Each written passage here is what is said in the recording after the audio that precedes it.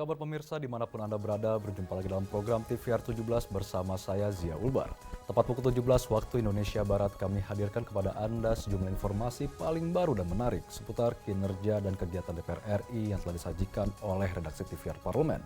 Pemirsa TVR Parlemen, inilah TVR 17 selengkapnya.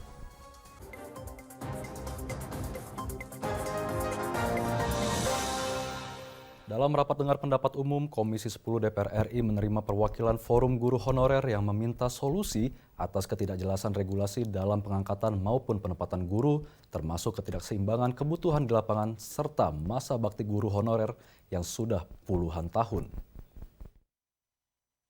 Komisi 10 DPR RI menggelar rapat dengar pendapat umum dengan berbagai perwakilan Forum Guru Honorer. Perwakilan guru meminta solusi atas carut-marutnya regulasi dalam pengangkatan maupun penempatan guru. Pasalnya, penempatan dan pengangkatan guru belum mempertimbangkan kebutuhan lapangan serta masa bakti guru honorer yang sudah puluhan tahun. Anggota Komisi 10 DPR RI Nuroji berpendapat, apa yang disampaikan dalam audiensi ini bersifat teknis. Kurangnya formasi penempatan guru diakibatkan oleh hasil analisis beban kerja yang tidak sesuai dengan kenyataan. Menurutnya, pemerintah pusat dan daerah seharusnya dapat menyelesaikan permasalahan ini dalam waktu tak kurang dari 10 tahun. Semestinya bangsa yang besar ini punya perencanaan tenaga guru ya secara nasional. Misalkan untuk menyiapkan guru 5 tahun ke depan itu harus dilakukan apa gitu. Nah sementara di lapangan di daerah itu sekolah-sekolah itu bisa menerima guru dari mana aja. Tadi ada orang yang bukan ijazah guru mengajar, tapi ya karena tadi proses rekrutmennya sudah salah. Ya, di daerah terutama, kebijakan daerah tidak sinkron dengan regulasi di pusat, dalam hal ini regulasi di bidang ASN ya. Kalau mau menjadi ASN ya tentu mengikuti undang-undang ASN. Selanjutnya, ia mendorong pemerintah daerah selaku pemangku kebijakan untuk membuka formasi sebesar-besarnya bagi guru honorer. Utamanya, bagi guru yang telah P1 atau sudah lolos passing grade, tidak perlu dilakukan tes kembali. Vincent Danbari, TVR Parlemen melaporkan. Komisi 8 DPR RI berharap Badan Pengelola Keuangan Haji memiliki perencanaan jangka panjang serta metode investasi lain di samping yang sudah dilakukan, agar hasil investasinya mampu mengimbangi kenaikan biaya haji yang ditetapkan oleh pemerintah Arab Saudi. Perencanaan jangka panjang Badan Pengelola Keuangan Haji atau BPKH mendapat sorotan saat rapat kerja bersama Komisi 8 DPR RI. Anggota Komisi 8 DPR RI Maesti Wijayati berpendapat, proyeksi atau perencanaan jangka panjang pengelolaan keuangan haji dan investasi menjadi unsur penting dalam penilaian kinerja BPKH. Artinya, kinerja BPKH tidak cukup dinilai hanya dari laporan keuangan selama musim haji tahun 2023. Begitu pula dengan kenaikan dana pengelolaan haji. Hal itu tidak dapat dijadikan tolak ukur dalam menilai kinerja BPKH. Pasalnya, kenaikan dana pengelolaan haji terjadi secara otomatis setiap tahun akibat bertambahnya calon jemaah haji. Dana yang ada di BPKH yang kemudian ada investasi itu juga naik meskipun tidak terlalu banyak. Tetap hanya 10, sekian, tidak menunjukkan kenaikan yang signifikan. Itu boleh dikatakan ini sudah baik karena kita juga tetap bisa memberikan bagian dari nilai manfaat itu, sebagian digunakan untuk diberikan kepada jamaah haji berdasarkan nilai pengelolaan yang sudah ditetapkan. Yang kita belum melihat untuk mengatakan sungguh baik itu sebenarnya harus sudah ada proyeksi. Walaupun sudah ada RKAT sampai 2027, tetapi saya melihat terjadi banyak perubahan asumsi. Komisi 8 DPR RI berharap BPKH memiliki metode investasi lain di samping yang sudah dilakukan. Alasannya karena hasil investasi saat ini tidak mampu mengimbangi kenaikan biaya haji yang ditetapkan pemerintah Arab Saudi. Panji dan Teguh, TVR Parlemen melaporkan. Dalam upaya regenerasi dan penyegaran dalam organisasi, Sekretaris Jenderal DPR RI Indra Iskandar melantik 16 pejabat struktural dan fungsional di lingkungan Setjen DPR RI yang diharapkan dapat mengimplementasikan gagasan dan berinovasi dalam mewujudkan parlemen modern. Dalam upaya regenerasi dan penyegaran dalam organisasi, Sekretaris Jenderal DPR RI Indra Iskandar melantik 16 pejabat struktural dan fungsional di lingkungan Setjen DPR RI. Masing-masing 7 pejabat fungsional dan 9 pejabat struktural. Sekretaris Jenderal DPR RI Indra Iskandar menjelaskan, pelantikan dilakukan berdasarkan keperluan organisasi dengan mengacu pada manajemen talenta. Pelantikan pejabat ini juga telah melalui peninjauan data assessment dan mekanisme merit system yang ada di Setjen DPR RI. Tentunya dengan melihat track record secara objektif, bukan berdasarkan senioritas. Sehingga jabatan yang ditempati sesuai dengan kebutuhan organisasi serta kompetensi pegawai. Jadi walaupun senioritas itu kita hargai untuk pilihan-pilihan tertentu, tapi yang paling penting ke depan adalah kompetensi. Jadi kalau untuk urut kacang itu tentu itu sudah tidak relevan lagi dengan organisasi modern ya. Ini yang akan kita tawarkan sehingga teman-teman muda itu jangan khawatir untuk melakukan inovasi-inovasi untuk mengisi ruang-ruang yang ada, yang kebutuhan-kebutuhan yang ada bagi organisasi. Karena organisasi modern ke depan membutuhkan bukan hanya soal inovasi ya, tapi ada etos kerja, ada kolaborasi, ada kerja sama tim gitu ya. Ini tentu membutuhkan talenta-talenta yang terbaik di Sekretariat Jenderal DPR. Selanjutnya, Indra Iskandar berharap generasi muda yang dilantik kali ini dapat mengimplementasikan gagasan dan berinovasi dalam mewujudkan parlemen modern, khususnya dalam menyambut anggota DPR baru periode 2024 hingga 2029. Dodi Muharam, TVR Parlemen melaporkan. Mayoritas komoditas pangan di tingkat pedagang eceran masih terus merangkak naik. Pemerintah menyebutkan kenaikan harga pangan bukan disebabkan oleh ketersediaan stok, namun lonjakan permintaan dan kebutuhan masyarakat yang semakin tinggi terutama menjelang Idul Fitri 2024. Informasi selengkapnya sesaat lagi, untuk itu tetaplah di TVR 17.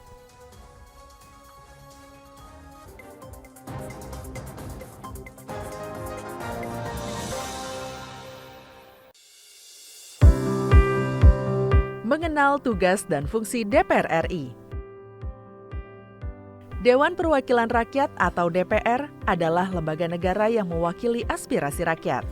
Kehadiran DPR RI merupakan salah satu bukti bahwa Indonesia merupakan negara demokrasi. Sebagai salah satu lembaga perwakilan rakyat, apa saja tugas dan fungsi yang diemban DPR RI? Berdasarkan pasal 20A ayat 1 Undang-Undang Dasar 1945, DPR memiliki 3 fungsi, yakni fungsi legislasi, anggaran, dan pengawasan. Tugas dan wewenang DPR berbeda untuk setiap fungsinya. Yang pertama, fungsi legislasi. Menyusun program legislasi nasional atau prolegnas, menyusun dan membahas rancangan undang-undang, menerima rancangan undang-undang yang diajukan oleh DPD, membahas rancangan undang-undang yang diusulkan oleh Presiden ataupun DPD, menetapkan undang-undang bersama dengan Presiden, menyetujui atau tidak menyetujui peraturan pemerintah pengganti undang-undang yang diajukan oleh Presiden untuk ditetapkan menjadi undang-undang. Yang kedua, fungsi anggaran. Memberikan persetujuan atas rancangan undang-undang tentang APBN yang diajukan oleh Presiden. Memberikan persetujuan terhadap pemindahtanganan aset negara maupun terhadap perjanjian yang berdampak luas bagi kehidupan rakyat yang terkait dengan beban keuangan negara. Menindaklanjuti hasil pemeriksaan atas pengelolaan dan tanggung jawab keuangan negara yang disampaikan oleh BPK.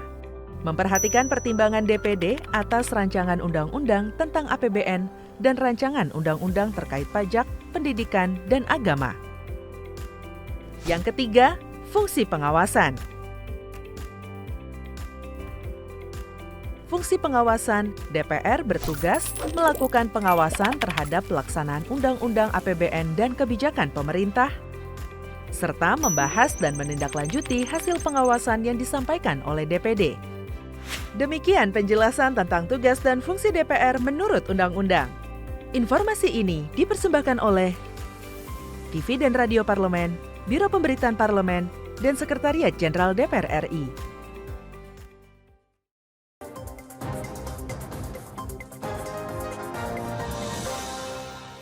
Anda kembali di TVR 17. Kenaikan harga pangan yang terjadi berulang kali seharusnya mampu diantisipasi pemerintah. Pasalnya, kendala pada proses distribusi pangan dari pemasok hingga ke pasar-pasar belum mampu teratasi. Saksikan informasi selengkapnya yang telah dihimpun oleh tim redaksi TVR Parlemen dalam Lensa Parlemen berikut ini.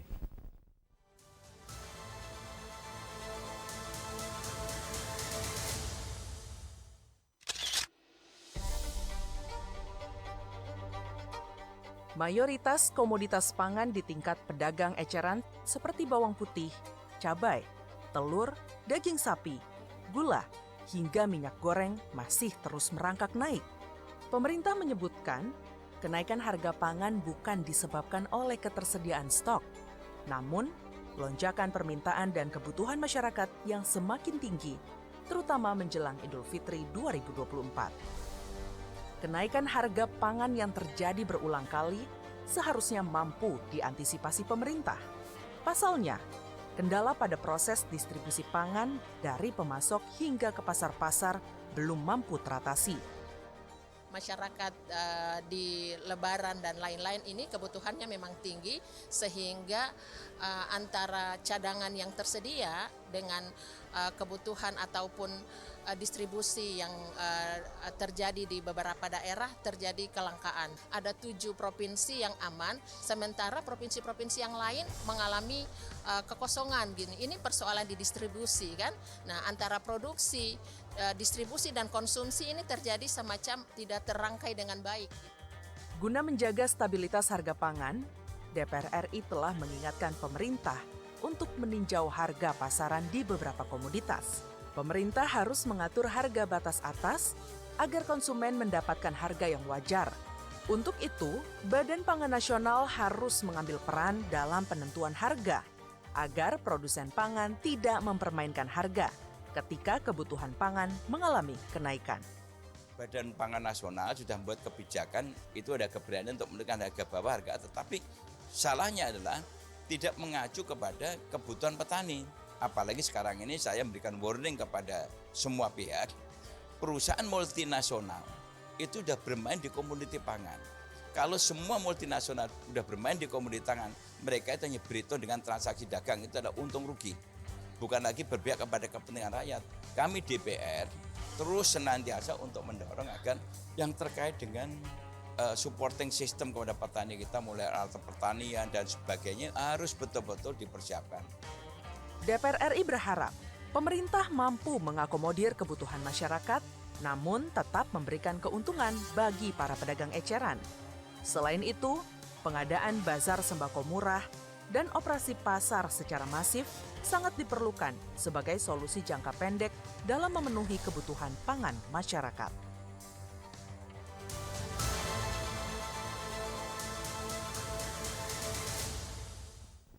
PT ASDP Indonesia Ferry memprediksi puncak arus mudik Lebaran 2024 di Pelabuhan Merak, Banten terjadi pada H-4 atau 6 April 2024. Secara total pada periode angkutan Lebaran 2024, ASDP memproyeksikan peningkatan penumpang sebesar 15% dan 14% untuk kendaraan.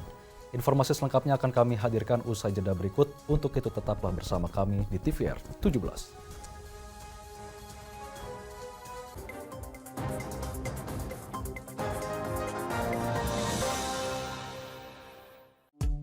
DPR RI memiliki fungsi diplomasi dalam menjalankan politik luar negeri sesuai dengan pasal 116 Undang-Undang MD3. Kontribusi aktif BKSAP DPR RI memainkan peranan penting dalam memenangkan persaingan global melalui IPU, IPA, IPPF, IPA, dan PUIK.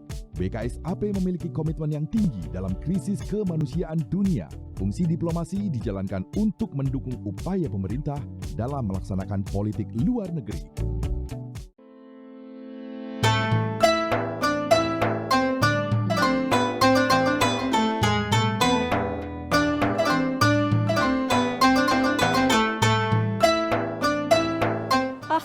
Parliamentary meeting of OIC countries was recently held in Abidjan, Ivory Coast. In this conference, BKSAP of the House urged the forum to take concrete actions in resolving Palestinian issue. Don't forget to watch House News only on TVR Parliament.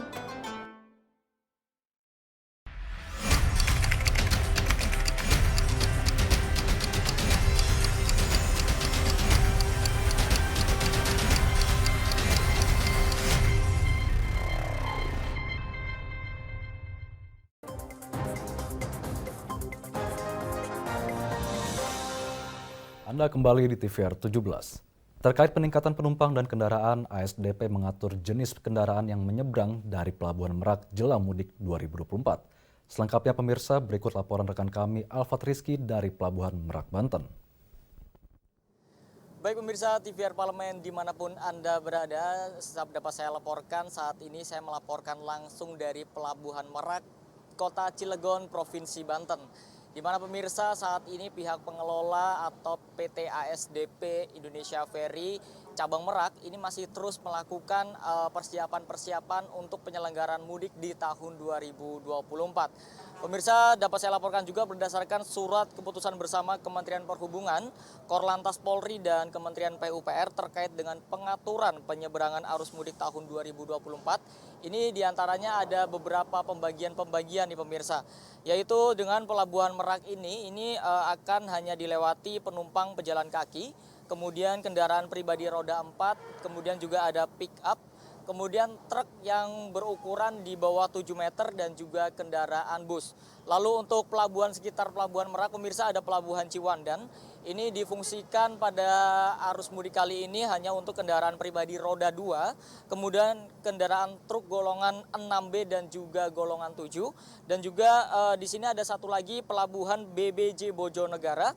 Ini diberlakukan hanya untuk kendaraan truk golongan 8 dan juga golongan 9. Dan dapat saya informasikan pemirsa untuk pengaturan terkait dengan arus penyeberangan ini pada mudik kali ini berlaku dari tanggal 3 April hingga pada tanggal 9 April di tahun 2024. Dan karenanya pemirsa berdasarkan survei Kementerian Perhubungan pada tahun ini pemudik diprediksi mencapai 193 juta atau 71% dari jumlah total penduduk yang ada di Indonesia.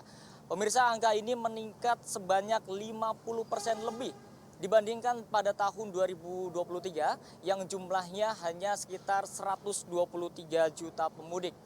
Dan berdasarkan informasi yang saya terima pemirsa untuk puncak arus mudik, berdasarkan data dari Kementerian Perhubungan ini diprediksi akan jatuh pada tanggal 6 hingga atau maksud kami 5 sampai 8 April 2024. Dan jika melihat pada hasil survei di sini pemirsa untuk transportasi kapal laut sendiri ini diprediksi berdasarkan Kementerian Perhubungan juga menyumbangkan 3 juta pemudik yang akan menggunakan moda transportasi laut.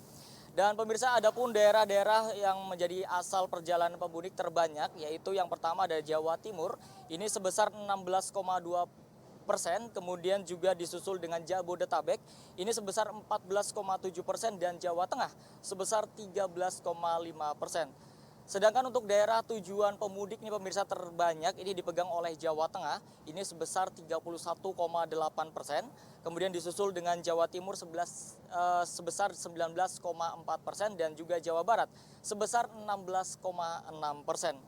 Dan pemirsa untuk menghadapi mudik pada tahun 2024 ini tentunya pemerintah telah menyiapkan beberapa strategi dari pembatasan angkutan logistik hingga rekayasa lalu lintas yang akan dilakukan di mudik kali ini pemirsa. Di mana hal ini dilakukan selama 5 hingga 16 April pada tahun 2024 ini. Dan ini pembatasan logistik ini hanya berfokus kepada angkutan bersumbu 3 karena angkutan bersumbu 3 ini pemirsa dinilai ini akan menimbulkan kepadatan karena jalannya yang lambat di jalan-jalan yang dilintasi oleh para pemudik. Dan juga angkutan logistik yang mendapat pengecualian maksud kami ini adalah angkutan yang memuat angkutan sembako, kemudian juga angkutan yang memuat BBM dan juga penghantaran uang. Untuk rekayasa lalu lintas sendiri pemirsa ini pemerintah sudah menyiapkan 3 skema. Di antaranya ada skema one way, kemudian ada kontraflow dan juga ganjil genap. Ini tentunya disesuaikan dengan kondisi lalu lintas pada hari itu pemirsa. Dan dapat saya laporkan juga bahwa 3 skema ini pernah diterapkan oleh pemerintah pada arus mudik di tahun 2023. Lalu bagaimana tanggapan atau dari DPR RI turut serta menyiapkan mudik kali ini? Ini beberapa komisi dari DPR RI juga telah melakukan kunjungan spesifik langsung untuk meninjau titik-titik lokasi yang menjadi pusat kepadatan para pemudik untuk mudik ke kampung halamannya. Di antaranya ada Komisi 6 dan juga Komisi 5 DPR RI. Dan juga diantaranya kedua komisi tersebut sudah melakukan kunjungan ke Jasara Harja, kemudian juga ke terminal-terminal, hingga ke bandara guna meninjau kesiapan infrastruktur maupun juga pelayanannya. Dan pemirsa, di sini saya akan mengangkat salah satu komisi juga, yaitu Komisi 5, yang juga menyoroti terkait dengan melonjaknya harga tiket di moda transportasi umum akhir-akhir ini, khususnya di moda transportasi pesawat, pemirsa. Untuk itu Komisi 5 meminta agar harga tiket ini tidak melonjak sebesar 2 hingga 3 kali lipat. Bahkan ada salah satu anggota Komisi 5 DPR RI, Bapak Sumail Abdullah, ini menyatakan kenaikan hanya maksimal 15%. Ini Komisi 5 DPR RI juga telah bekerja dan juga berkoordinasi dengan Kementerian Perhubungan dan pihak-pihak terkait untuk menindaklanjuti hal-hal tersebut supaya harga ini tidak terlampau tinggi melonjaknya, pemirsa. Dan Komisi 5 DPR RI juga menilai sejauh ini persiapan yang dilakukan oleh pemerintah dari hari ke hari ini juga sudah terlihat semakin baik. Untuk itu Komisi 5 DPR RI terus mendorong untuk kepada para pemerintah ini untuk meningkatkan rasa aman dan juga nyaman kepada para pemudik melalui peningkatan pelayanan dan kesiapan infrastruktur di seluruh moda transportasi maupun jalan-jalan yang dilalui oleh para pemudik. Dan juga terakhir pemirsa, Komisi 5 DPR RI juga mendorong untuk terus meningkatkan sinergi baik pihak-pihak yang ada di pemerintah pusat maupun juga yang di daerah untuk turut serta bersama-sama mensukseskan momentum mudik pada tahun 2024 ini. Pemirsa, sekian yang dapat saya laporkan. Saya Alfa Rizky dan juga Handoko melaporkan untuk TVR Parlemen. Selanjutnya pemirsa, apa saja yang menjadi topik perbincangan di media online nasional pada hari ini? Usai jeda, tetaplah di TVR 17.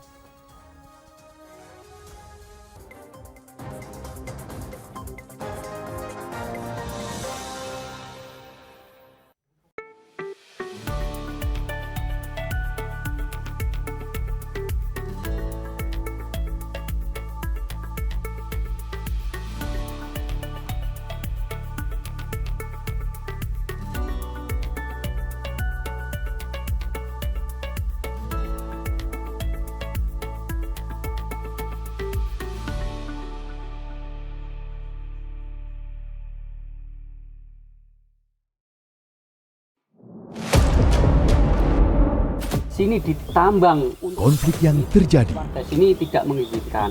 masalah yang tersisihkan menjadi kesenjangan sosial. Ya namanya rakyat kecil gak bisa apa-apa, mau komplain juga gak didengar. Sebab apa? Itu menyangkut isi perut kami semua. Bagaimana memutus keterbatasan untuk didengar? Jadi kalau misalnya masyarakat sudah merasa tidak lagi ada yang memperjuangkan aspirasinya, maka masyarakat memang sangat berhak untuk meminta dewan yang mewakili mereka di parlemen. Kami menyusuri batas-batas peristiwa, mengurai berbagai polemik yang terjadi, meluruhkan suara-suara marginal, menjadi nyata dalam setiap aspirasi, melaksanakan tugasnya sebagai wakil rakyat. Saksikan Aksi Dewan setiap hari Senin dan Rabu pukul 10.30 waktu Indonesia Barat, hanya di TVR Parlemen.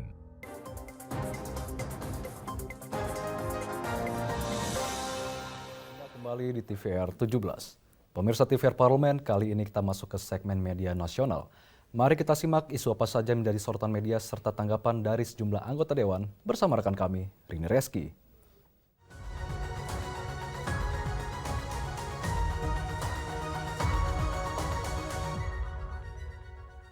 Baik, terima kasih Zia dan pemirsa. Berita pertama tentunya yang menjadi headline di media online pada hari ini yaitu mengenai DPR RI yang memantau stok dan juga harga komoditas pangan menjelang Idul Fitri. Kita lihat di sini pemirsa.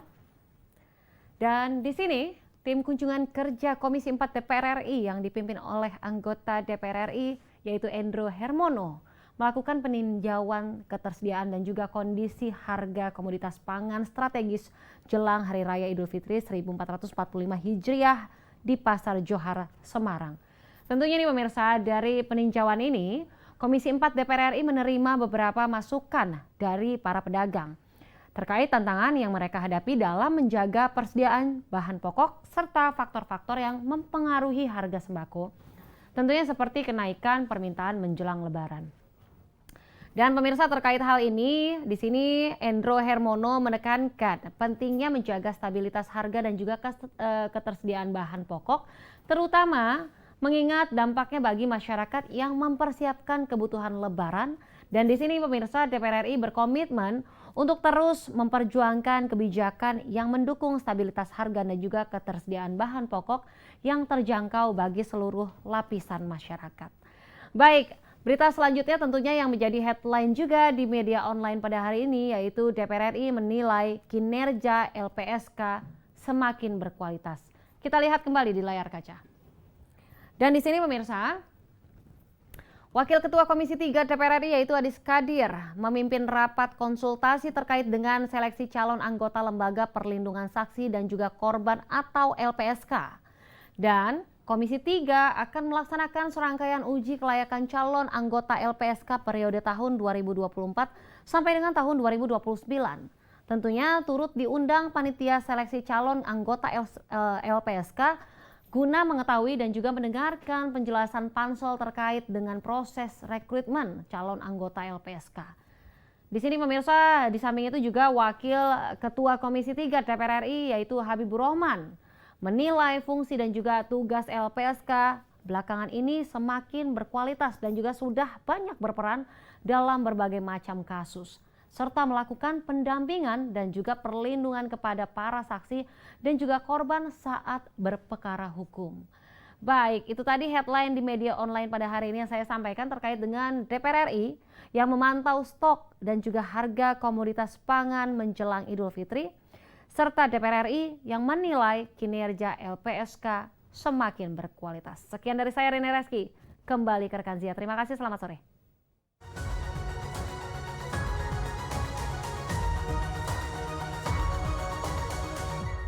Terima kasih rekan Rini yang telah menyampaikan sejumlah update sorotan dari media online nasional pada hari ini. Segmen media online tadi sekaligus menutup program TVR 17 edisi sore hari ini. Saya Zia Ulbar beserta seluruh kru TVR Parlemen yang bertugas mengucapkan terima kasih dan pamit undur diri dari hadapan Anda. TVR Parlemen, referensi Indonesia.